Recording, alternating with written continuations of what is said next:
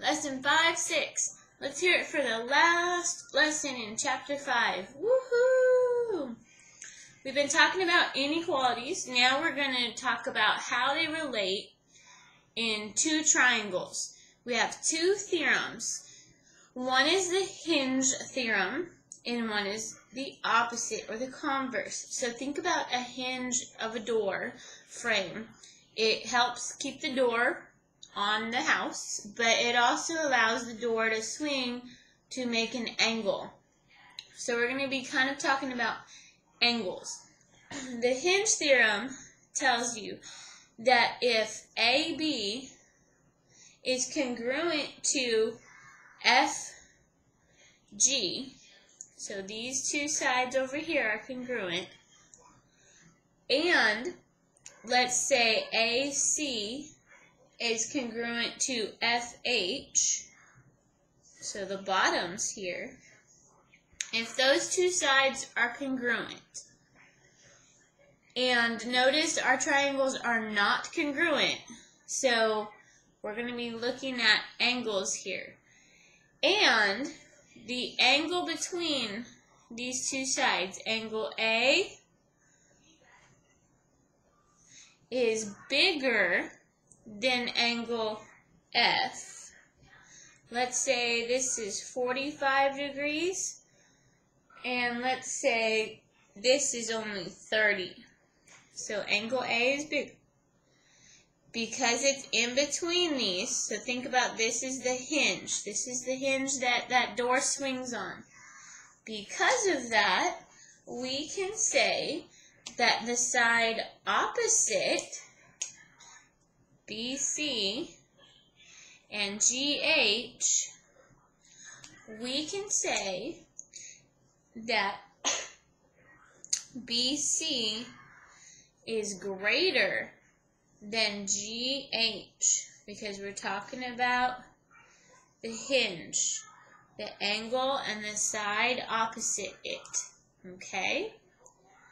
So just like any good theorem, we have a converse. So remember, a converse takes the then part and proves the if. So let's look at the converse. We have two triangles. They're very, very similar. And let's say that we have JL, and that is going to be congruent to PR. So that part's the same. Let's say we have LK, and that could be congruent to what other side? QR. Okay? So the hinge theorem, we started with the angle between, and we proved the sides were different. The converse says, hey, we're going to start with the sides and prove the angles. So let's say that we have side JK, that's 8, and side PQ, that's 12. So we're going to fill in this blank right here. PQ is greater than JK. So we're looking at these sides opposite the angle. What will that prove? Well, if this side is longer, the converse of the hinge theorem says that this angle, angle R, is greater than angle L, because its sides opposite are also true. Always remember the side-angle relationships that we talked about way back in lesson 5-3 for this. It's always the angle and the side opposite it. So let's practice this little hinge theorem. Example 1. Let's compare some of these measures. I have 70 degrees. That is supposed to point right in there. And I have 68 degrees, and that goes right into that little angle. So I want to look at AD and BD, these two sides. So I need to look at the angle opposite. Well, AD, the angle opposite this side, is 70 degrees. BD, the angle opposite, is only 68. 70 is bigger, therefore AD is greater than BD. Which theorem did we use? Yes, we used the hinge theorem, because we proved the sides. Okay, letter B. I know that this side AD is 5.5 and this side right here is 5. I want to look at ABD, so this angle right here, so I need to look at this side opposite, and I want to look at BDC, this angle right here. Look at this side opposite. Which is bigger, 5 or 5.5? 5.5 is bigger, so the measure of angle ABD is greater than the measure of angle, oops, that's not how you make an angle sign, angle BDC. By what theorem? We proved angles, so that is the converse of hinge theorem.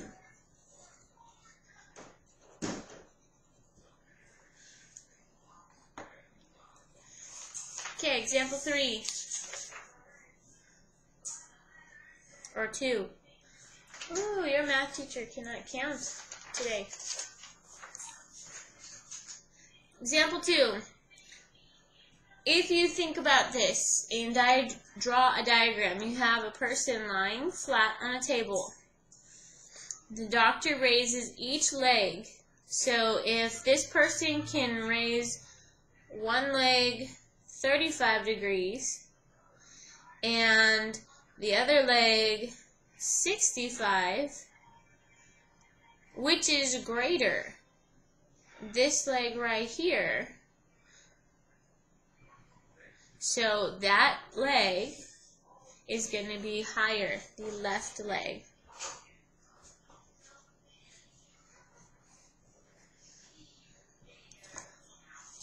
Okay, example 3.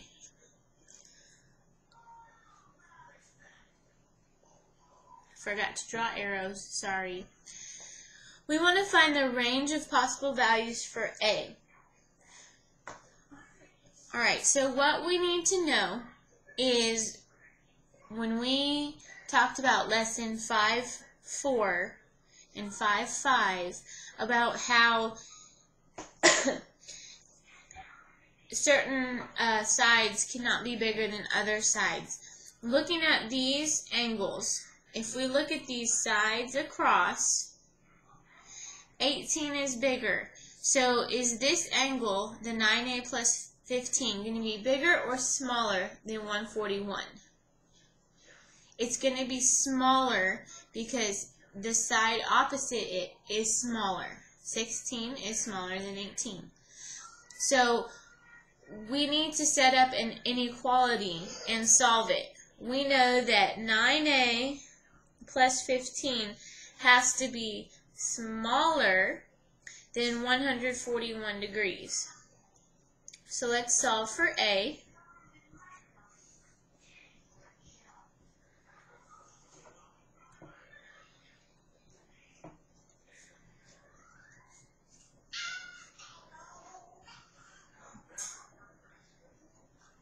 Okay, so A has to be smaller than 14. Now, it's really easy to think that, oh, yay, we're done. We found that A has to be smaller than 14. But there has to be a lower boundary to where A has to be larger than something.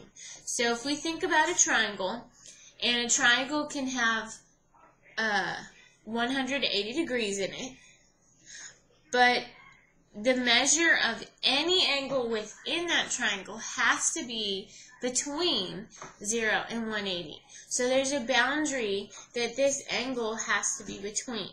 It has to be smaller than 141, but it has to be larger than what? It has to be larger than 0. So that's our other inequality. We're going to say 9a plus 15 has to be greater than 0. Because this angle could be 1 degrees, and that's okay because it's still smaller than 141. So we need to say, well, yes, but bigger than 0. So let's solve for A.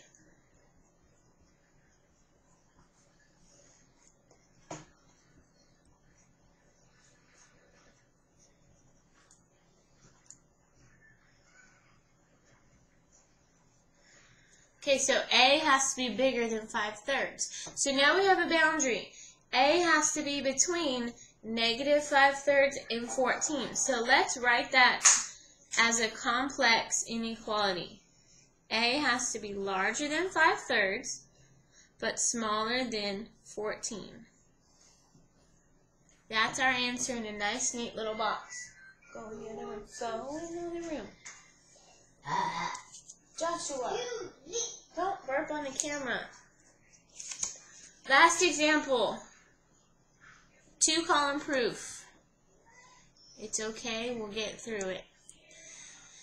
Given JK is congruent to HL, and we know that the measure of JKH plus HKL is smaller than JHK plus HKHL. So this angle up here is smaller than this angle down here, is what it's saying. Okay? So let's start with our given.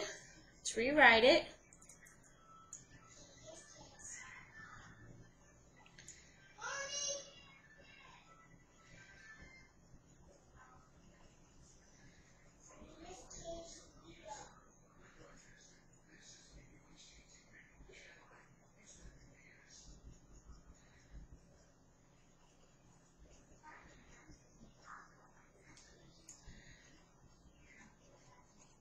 Okay, now that we have that established, what are we going to try to prove? We want to prove that JH, this segment down here, is smaller than KL. Yes, that's obvious. Please don't put, it's obvious, I measured it, it looks it. We know that. But we do have to use some steps to get to there. And since we're proving the sides, we are probably going to use the hinge theorem. So first thing, I see a couple triangles within this shape. So let's say, can HK be equal to HK? Why?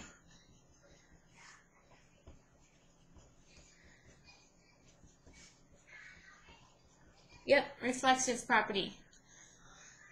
Number 3, we want to eventually use the hinge theorem, so we need to sort of get a basis of our angles that are opposite, which are these angles over here. So we have HKL, this angle over here. What would it be congruent to? It would be congruent to JHK.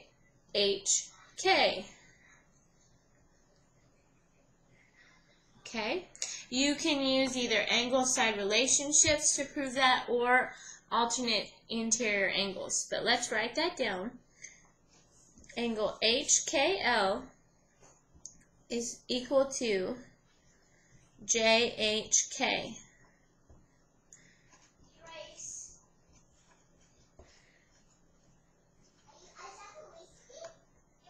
Okay.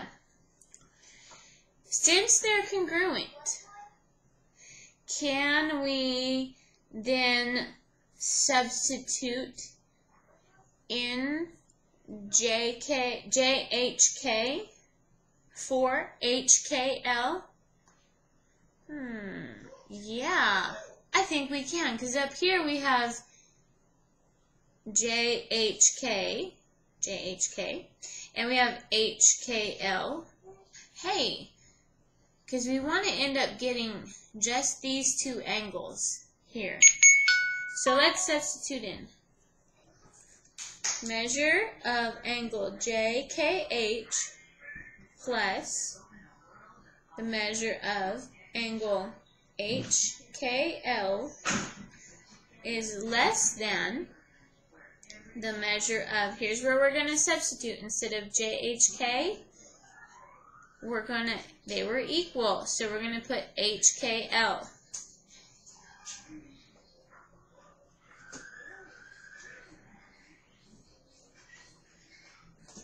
That's substitution.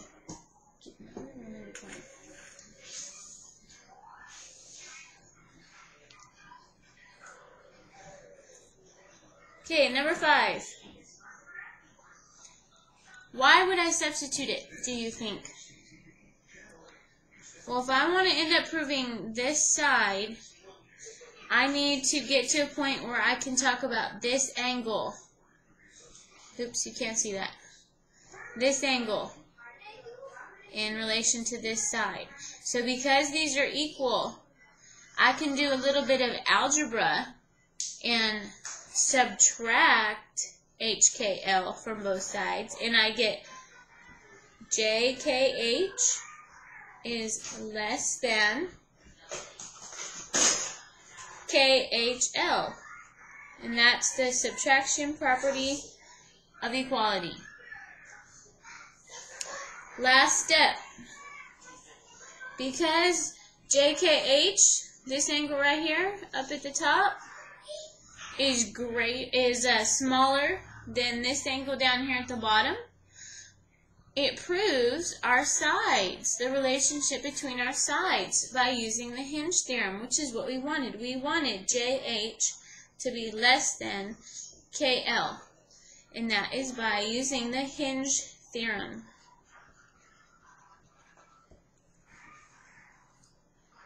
We will do some more of these in class, but if you would like to earn extra credit on the back of your notes, go in the other room.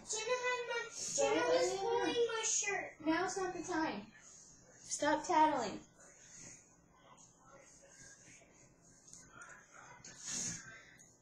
Here's what you can prove.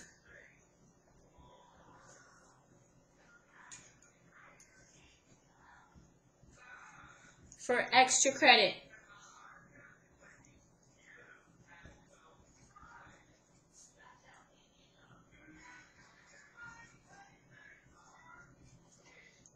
You are given those 3 things. Here is your shape.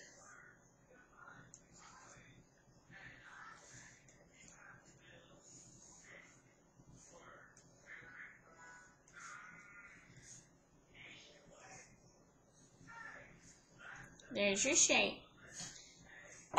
You know that ST is congruent to PQ. SR is congruent to QR. And then you know that SP, this side right here, is greater than ST. I want you to prove the measure of angle SRP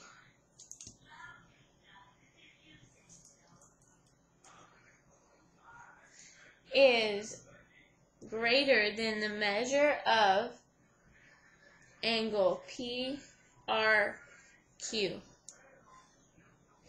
I will give you a clue, and that is you have to use the converse of hinge theorem for your last step. That's your only clue. but this is extra credit.